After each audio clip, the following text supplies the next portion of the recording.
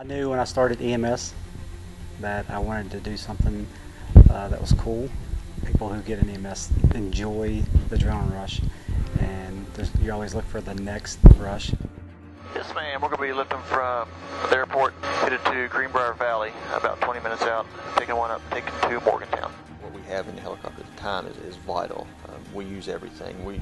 You can start off doing an inter-facility, which is a basic. It can be nothing. 5, you do know what you're going to get, right? Yes, ma'am. We got the report. And the next thing you know, you're in the middle of a car wreck. And then the next thing you know, you're in the middle of a heart attack. Go ahead, med base. Can I divert you off that inter-facility, take a standby at the New River Gorge Bridge? Rock climber that fell off the wall there.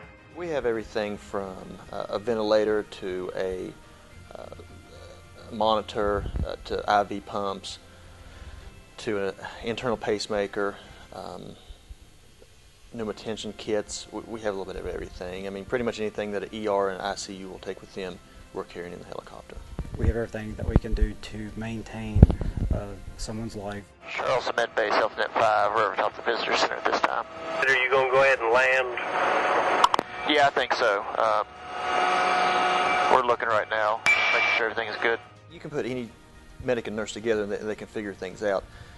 But when you take a medic and a nurse that's been working together for a couple of years, they don't have to speak. They know what each other's going to do. They know what each other wants. They know how it works. When any of us get focused on one particular thing, we may neglect or we may not be able to notice other things that are happening. And so it's very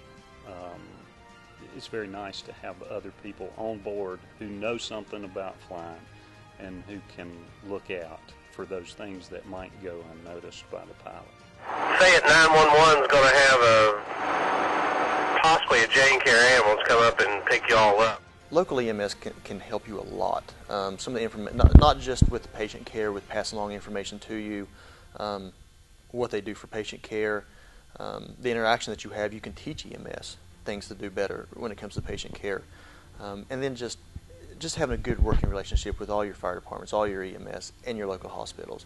It just makes a world, and it makes your job so much easier too. I would say that's probably one of the biggest adjustments, is where you're really limited on the room that you have. For a paramedic, it shouldn't be any different than working in the back of an ambulance. It really shouldn't be. They should be used to that. The space might be smaller, but it should be second nature to them.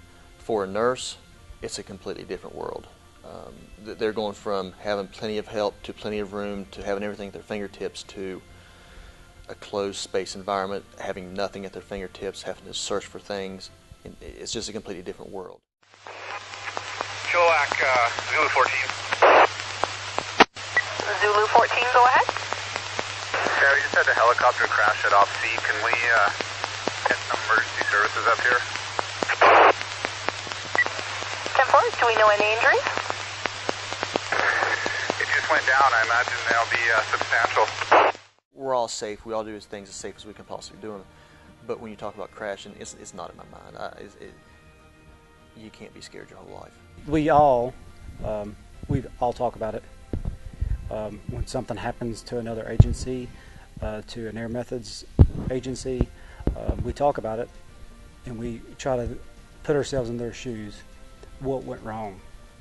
You know, even though we're not even there, we don't even know what went wrong. You try to put yourself in that situation. Was it the leg home that you were just trying to get back so you could get in bed, or, you know, what caused them to crash?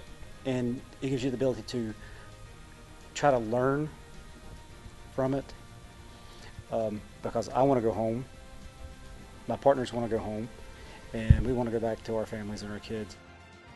HealthNet and flying has changed my life in many ways. It's more than a job. It's definitely a lifestyle that you have to go into. What we do out here is not a joke. It's not for fun and games, and it's not just to wear the flight suit. The flight suit means nothing to me. It's what I do for a living that means everything to me. Patient care means everything to me. What everybody else wants in this world means nothing. It's what I'm doing with that patient at the time that means everything.